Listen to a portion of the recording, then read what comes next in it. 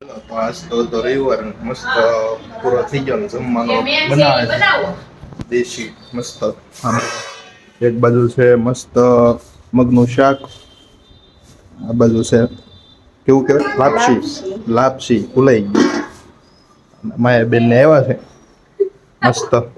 અને આ બાજુ પલ્લવી મારા કાકાની છોકરી છે ને ના પાડે છે એને સ્પેશિયલ લઈ આપણે દેવા લેવાની છે ને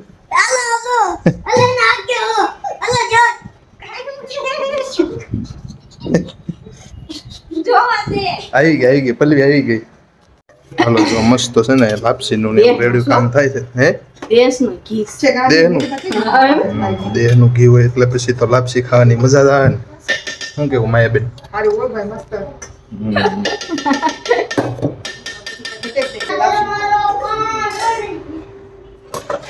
આ લાપસી બનાવતા ઘણા ખરા ન આવડતું હોય ને કા થાય એવું.